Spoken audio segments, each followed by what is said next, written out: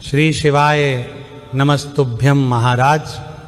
आप सभी लोग जानते हैं कि माघ महीने की अमावस्या को हम मौनी अमावस्या कहते हैं और पूरे साल की अमावस्या में इस अमावस्या का बहुत ही बड़ा और विशेष महत्व माना जाता है।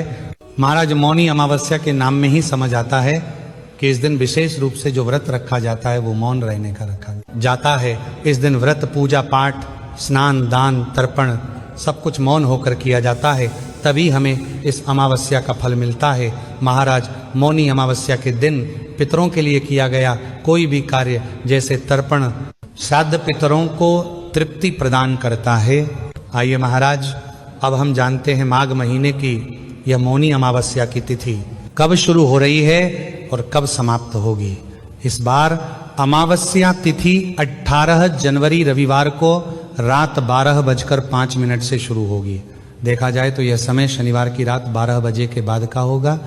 महाराज, इसके बाद में रविवार को यानी कि 18 जनवरी को पूरा दिन अमावस्या तिथि रहेगी और इसके बाद अमावस्या तिथि की समाप्ति 19 जनवरी सोमवार को 1:21 पर होगी। यानी कि रविवार की रात 12 बजे के बाद ही अमावस्या तिथि समाप्त हो जाएगी। इसलिए माघ महीने में पड़ने वाली मौनी अमावस्या का व्रत इस बार 18 जनवरी 2026 रविवार के दिन ही रखा जाएगा और इसी दिन स्नान, दान, व्रत सारी चीज की जाएगी।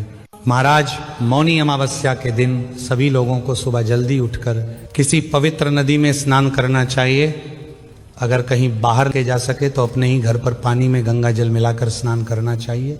इसके बाद 1 लोटे में जल भरकर काली तिल मिलाकर इससे सूर्य देव को अर्घ देना चाहिए और काली तिल वाले जल से पितरों को भी अर्पित करें। महाराज, इसी के साथ में जो लोग इस दिन मौन रहकर अपने व्रत को रखेंगे वह लोग सुबह के समय ही मौन रहने का भी संकल्प ले लीजिएगा।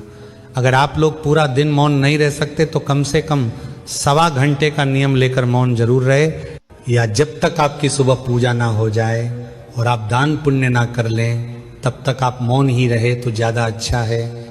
महाराज, इसी के साथ में इस दिन दान पुण्य का विशेष महत्व माना जाता है, इसलिए इस दिन जिस तरीके से हो सके आप दूसरों की मदद करें और दान पुण्य जरूर करें, जिसमें काली तिल का दान जरूर करें। महाराज, इसी के साथ में इस दिन शाम के समय शनिदेव का पूजन करें और इस बार मौनी अमावस्या रविवार के दिन होने के कारण इस दिन आप पीपल के पेड़ की भी पूजा नहीं कर सकते और तुलसी जी की भी पूजन आराधना नहीं कर सकते हैं, क्योंकि रविवार के दिन इन दोनों ही जगह पर जाना या इनको स्पर्श करना वर्जित माना जाता है।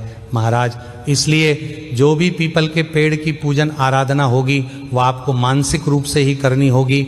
महाराज, इसी के साथ में मौनी अमावस्या के दिन घर की किसी एक सदस्य को अपने पितरों के लिए किसी नदी, बावड़ी या तालाब के पास में जाकर एक घी का दीपक जरूर जलाना चाहिए।